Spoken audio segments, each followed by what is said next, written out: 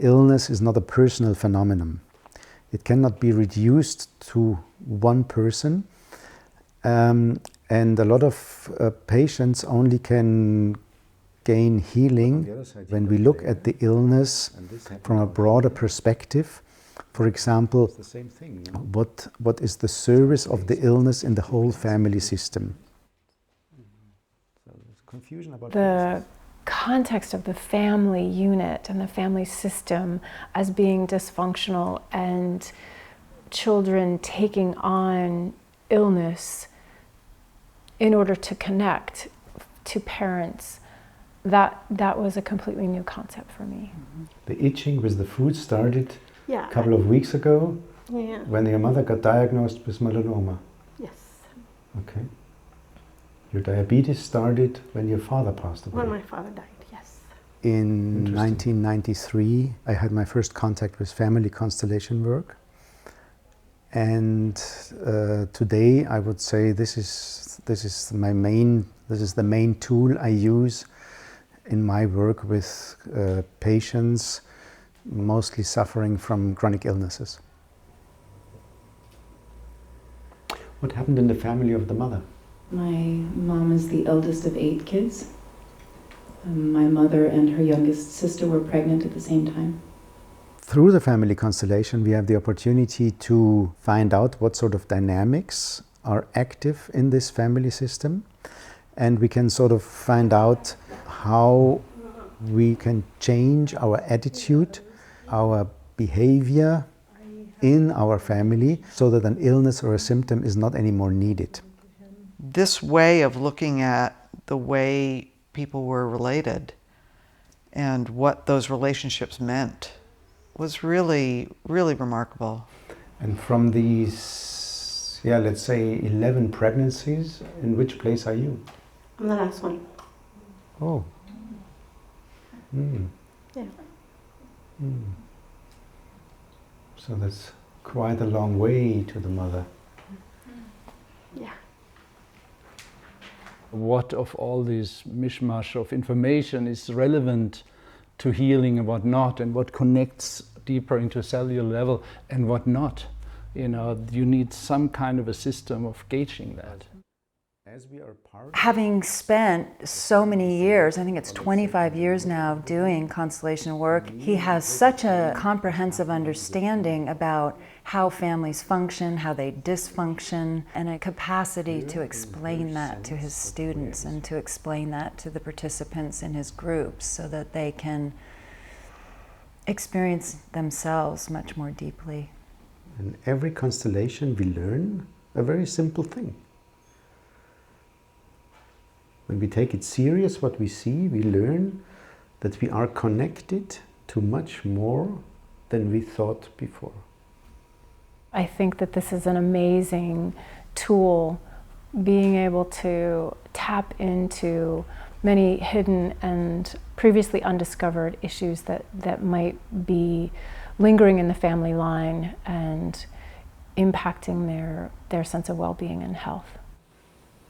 The basic principle of family constellation work is you work with representatives in a group. A client has the opportunity to choose representatives for his parents, for his relatives, and we also have the opportunity to bring in a representative, for example, for an illness.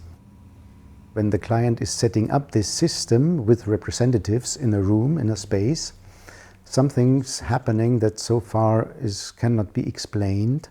But it looks like that these representatives, they sort of feel or sense or get access to information that sort of belong to the real persons. I wanted to protect my head like this. And with the father there, really chill on my left side, I was glad she was here to help protect me some from her. I can still see her, but I'm not in the direct line. You mean the mother? Yes, the mother. She's protecting you from the mother. Oh. Right, correct. Okay. How are you? I'm struggling to breathe, and I'm nauseous. And my whole back is starting to pain and get all stiff. I feel like a unit.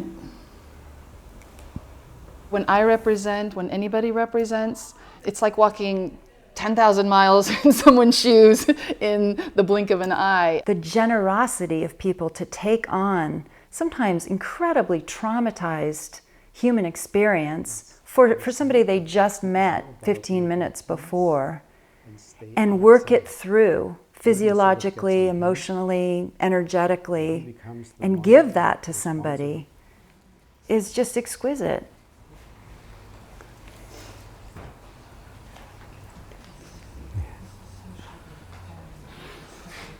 Very often when good therapists, doctors do not reach the effects they would expect by their work that they do, this is an indicator that there are blockages running behind the illness, and these can be resolved through family constellation work. I have stage 4 lung cancer. I've sought out different people that I think can help me, not only doctors, you know, in the Western way, but in every way. Body work, Reiki work, spiritual work. I've done a lot over the last year. I didn't want to be here. I didn't want to do this. Once Stephan came in, I really felt comfortable, and my bad attitude, I would say, shifted. Everything shifted. I said, you know what? I don't know what I'm doing. I don't know what this is, but I'm just going to try and stay connected to the group and to the story, to the bit of the story that I know. I love how Stephan works because he tunes into the representatives and the client. I remember when I first was in one of his workshops, he puts the chairs really close together so that it can feel the body language and energy of the person or the client. And the one lady, she kept on moving her chair further away and he kept on moving his chair closer. He's so exactly experiencing what he feels in the client, and he will not proceed until he's ready to go into something else. So if he doesn't know, he'll wait, and whatever he's going to look at, he's going to really look at very exactly. So it's a very precise, a very exact way of doing it, and he's patiently really feeling what is going on. He is always staying within every moment what is right, what is needed. How can I serve without imposing myself on this person at this particular time? He brings this other position, which is, I think, very healthy, not to get lost in the details and in the fascination of this method and in the admiration of this method. He's a very grounded guy. With him, there was this pacing that was more soulful. He'll just witness, you know, and allow it to unfold.